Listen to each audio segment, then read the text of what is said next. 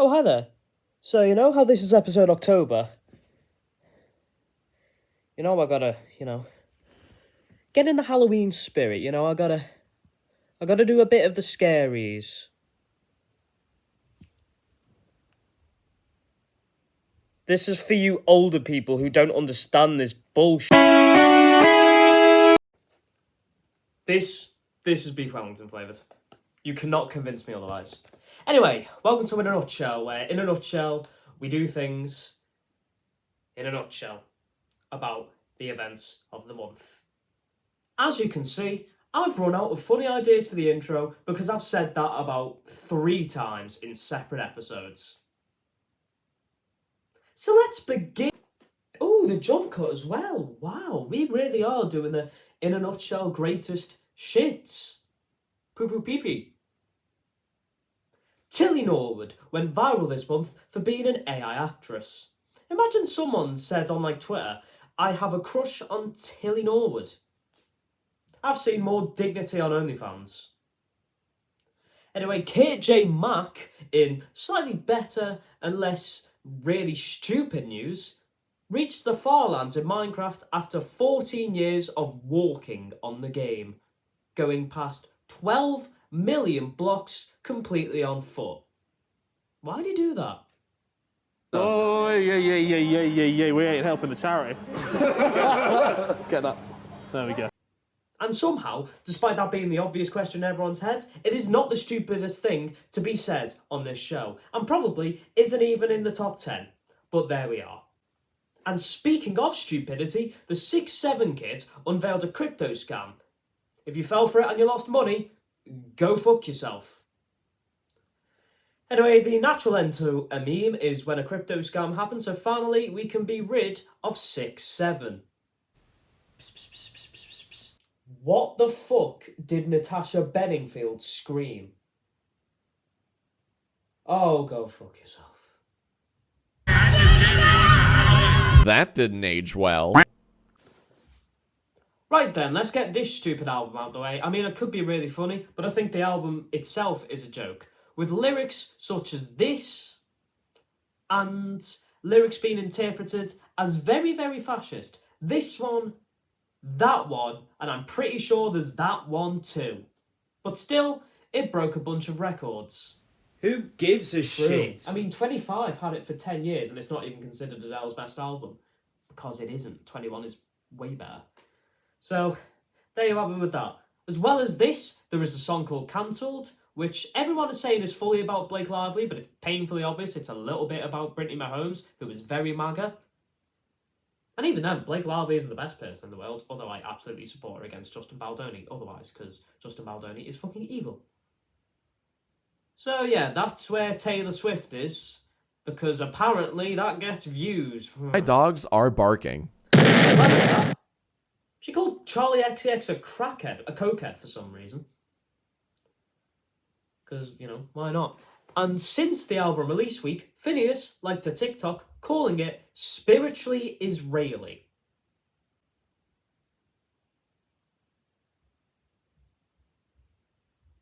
It is alleged that Hassan did this after his dog turned off camera and yelped. However, what no one really noticed is that he yelled at his dog for ruining his shot. Imagine, say, you were on a live stream with Stephen Hawking and he just stood up. You wouldn't get angry at him ruining his shot, right? Right? I mean, come on. It just makes no sense. You might get angry at Stephen Hawking for planning to go to the Epstein Islands, because apparently that happens, but fucking hell, it's just baffling. Drake became the first person this month to legally lose a rap battle. But don't worry, guys, he's still the Iceman. He'll be fine. Iceman will be the best album of all time. And right, I don't really get this one, but let's go. Yeah, let's go. Saweetie's ex-best friend has accused her of not giving her a cut for introducing her to Jadon Sancho, who she also accused of doing drugs. Saweetie has denied being an escort and has called hair motifs obvious and has threatened legal action. Ironically, if the legal action ultimately proves that the friend was chatting shit, the fact that she's accusing Jadon Sancho of using drugs will look ironic considering how her brain will almost certainly have been Nicki Minaj pilled. Well, what's left of Nicki Minaj's brain beyond the fucking nitrous oxide. This stupid tweet led to this somehow even more stupid tweet on X, the Everything app. I mean, this dude is doing podcasts with Baby No Money in his album release week, and all this bollocks is happening. This is the point where me and many others might have to change the lyrics to a certain Baby No Money song and say that we're going 1-800-273-8255. Get it? That's the old suicide hotline. George Santos had his sentence commuted by Donald Trump this month, and say what you want about it, meaning like crime is legal if you're a Republican now, but there is something else that might make me even more angry. Hayley Welsh is now doing a Fortnite Friday. Gavin Newsom recently did a Fortnite Friday.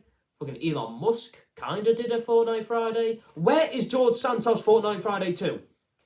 You're a free man now. What else can you do to appeal to the masses? I will forgive any of the fraud if you start cranking 90s. Whatever the fuck that means. I've not played Fortnite in 5 years, but get back on Fortnite Friday. One thing's for sure, we can just about joke about George Santos' fraud, but we can't joke about this. Amiru was coerced into a kiss. That's probably what the media will say, but I'm going to say sexually assaulted, because that's what it is. She was sexually assaulted at TwitchCon, and the perpetrator was apparently allowed to just walk out the building. There was very minimal security. She wasn't allowed a normal bodyguard, otherwise she'd not be able to do the meet and greet and therefore not have a show at TwitchCon. And apparently, the gifts meant for some of the streamers, I think it was Iron Mouse, who said they were thrown away. I mean, at this point, the only difference between Kick and Twitch is that Kick openly admit to liking paedophiles.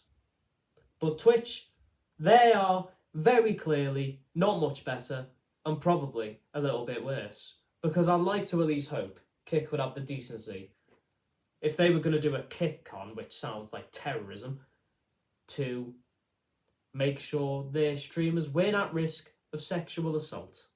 So, Twitch are fucking pathetic, but yeah, some things always stay the same, don't they? Somehow, Somber is in hot water this month. The boring-ass, really tall, fucking lanky fucker. He told his tween fanbase to bark at him in a concert, but when a 25-year-old fan called him out on it, he got pissed off because he was called a skinny twink or whatever. And failed to mention the fact that he told a bunch of children to bark at him and called himself Freshly 20, implying that he relates to 15-year-olds. That's so true that now he gets added to the pervert list, just like Gracie Abrams.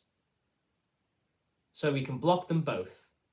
Haha, get it, because I said that's so true and that's a Gracie Abrams song. Amiru accused Mizkiff of sexual assault and just in general being the worst partner you could ever imagine. Mizkiff responds by saying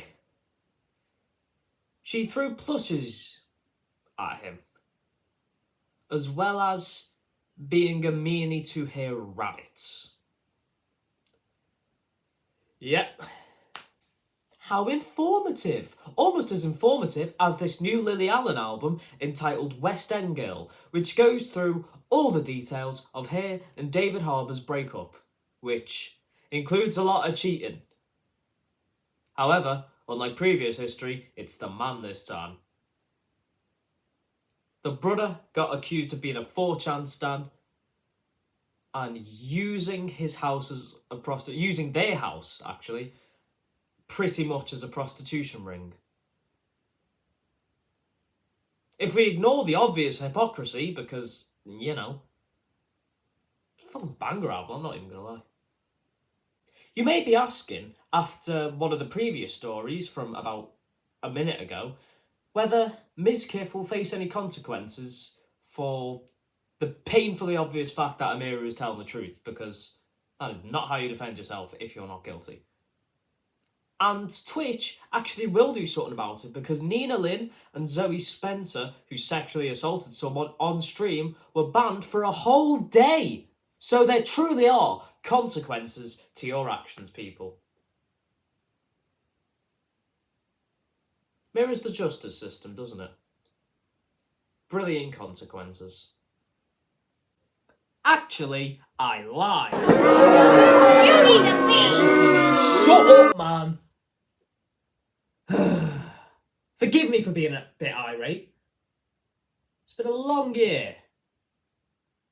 Nina Lynn wasn't banned for a day, actually. Zoe Spencer was, but Nina Lynn wasn't. She was banned for 1 day and 20 hours. And honestly, I think that consequence is fair. Nothing else has come out about her sexually assaulting someone else, nor has there been a statement on Twitter from the person that she also sexually assaulted.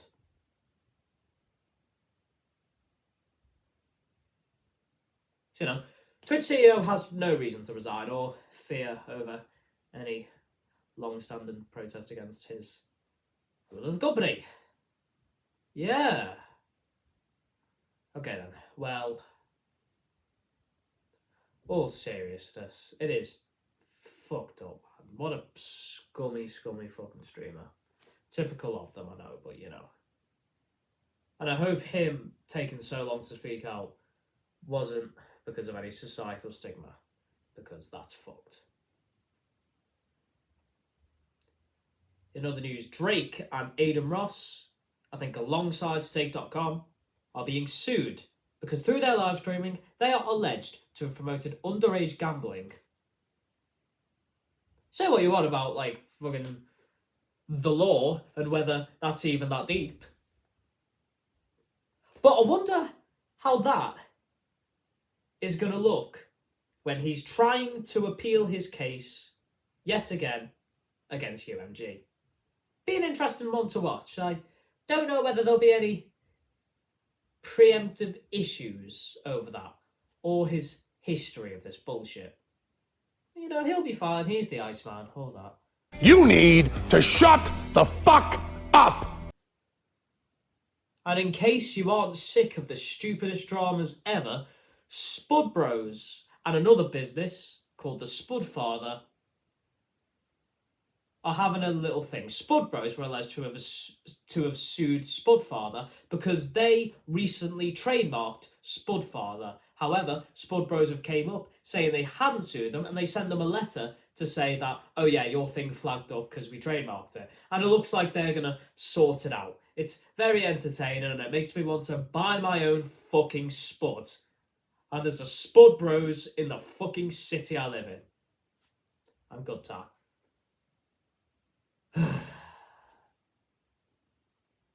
Right, so there's no yay of the month because nothing's really happened. I know, shock. So instead, we're going to go full circle. I'm pretty sure I filmed it like a week ago and I haven't looked back, to be honest, as of the time we're recording. I'm pretty sure it started with a 6-1 jump scare. This is, of course, an extension to the 6-7 joke, which seems to be extended from 1 month to another month, to another month, to another month, to another. And, you know, it's unfortunately very entertaining and you can kind of see why it stuck around. But if you think that's impressive, Willany and James Marriott have released a tiramisu flavour of their Rod's Iced Coffee brand. I've not been able to try it because I live nowhere near a Sainsbury's. Well, I do, it's just a pain in the backside to get to. I probably shouldn't say I live nowhere near a Sainsbury's, when one of my skits like a few months ago was inside of a Sainsbury's. Not the best idea. I live near a Sainsbury's, it's just annoying to get to. Anyway. This was because James Marriott's streak of sobriety was accidentally broken by him eating an expensive tiramisu, which contains alcohol. Well, obviously. I don't think I needed to explicitly say that, but, you know, we all also laugh 6-7. And that happened, I'm pretty sure now, over a year ago. So 6-7 has a long way to go if it wants to hit those numbers. Never mind the low taper fade meme. Hope it wasn't obvious that I didn't bother writing a script for the last bit. Oh, it was? Oh, what a shame. Anyway, that was October 2025 in a nutshell. Hope you had a good Halloween and a Merry Christmas. Right. Hey, did you hear about Dan and Phil? Dan and Phil? Is that a rapper?